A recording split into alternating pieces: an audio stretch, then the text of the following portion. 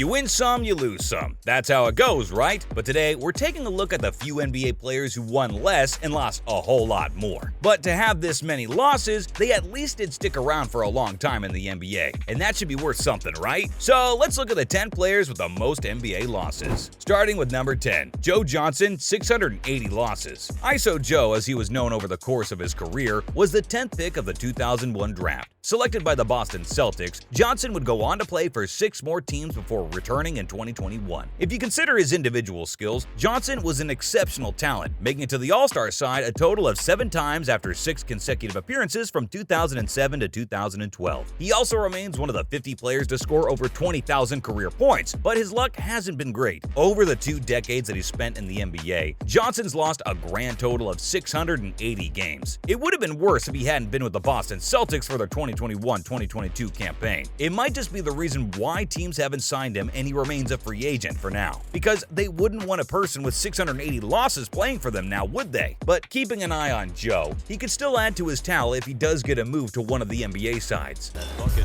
into the streak of 8 consecutive shots for the Hawks.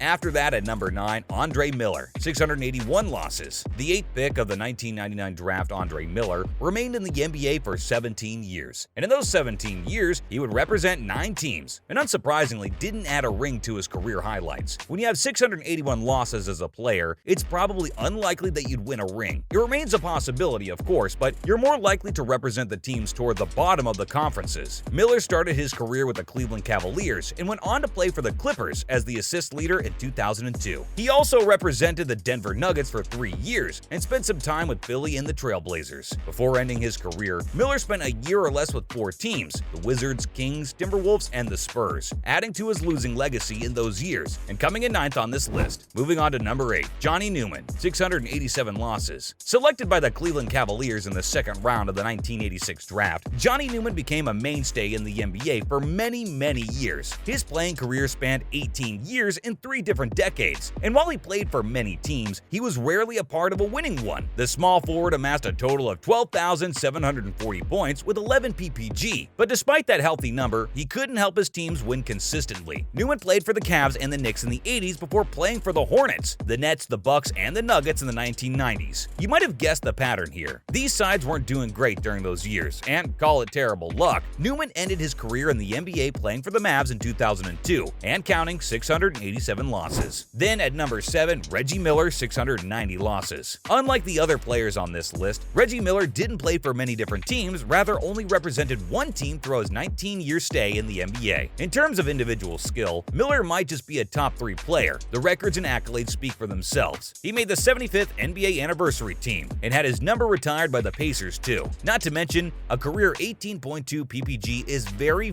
respectable. When he retired, he led the league in career 3-point field goals made and had 5 All-Star appearances. Miller was also a part of the 50-40-90 club and remains one of the greatest players in Indiana's history, but unfortunately for him, he played for a really poor Pacers side and also has the records for 7th highest losses in NBA history. On to number 6, Jason Terry, 697 losses. One of the few people to have the honor of winning the NBA, but also being on the list of most losses ever, Jason Terry was a crucial part of 6 teams in the NBA. Picked by the Atlanta Hawks as the 10th overall pick of the 1999 draft, Terry, nicknamed Jet, would go on to play for them for 5 years before making the move to the Mavericks. Jet enjoyed his time in Dallas, becoming the 6th man of the year in 2009 and winning a title in 2011, but he didn't enjoy his other stints after that with the Celtics or the Nets. He played for the Rockets and the Bucks after that, but ended his career with 697 losses, only 3 shy of the embarrassing 700 mark. Making the top 5, Elvin Hayes, 700 losses. One of the greatest power forwards in NBA history, Elvin Hayes is a Hall of Famer and a true legend in the sport. He was the first pick of the 1968 draft. Hayes was selected by the San Diego Rockets and played in the NBA for 17 years. Unfortunately, despite his class and skill, the Rockets just never got going, and his teams had a terrible record in both stints in San Diego and Houston. But he became an NBA winner with the Washington Bullets in 1978 and was a constant feature on the All-Star team, making it on 12 consecutive occasions, and also was the scoring champion in 1969 and the rebounding leader on 2 occasions. Hayes is known for for his longevity, playing the third most numbers in the NBA. And given that much amount, it's hardly a surprise that he's also lost that many games. In fact, he only missed 9 games throughout his career, followed by number 4, Kevin Garnett, 710 losses. Another great power forward in NBA history was Kevin Garnett, easily one of the best players of all time. Garnett won the MVP in 2004 and would become an NBA champion 4 years later for the Celtics too. However, this time with the Timberwolves, the team that picked him 5th overall at the 95 draft was poor. He lost many games, and the team picked around him in Brooklyn was also very poor. It's not a surprise that Garnett makes the list as he comes in at number 4, but despite the overwhelming number of losses, KG's skill was unparalleled. A 4-time consecutive rebounding champion and Defensive Player of the Year in the 2008 season, KG's losses have nothing to do with his insane ability as a player. In fact, with a better team around him, Big Trickett could have been a multiple-time NBA champion. Get inside. Clearly Duncan had it. He turned it over. Alley-oop back to Kevin.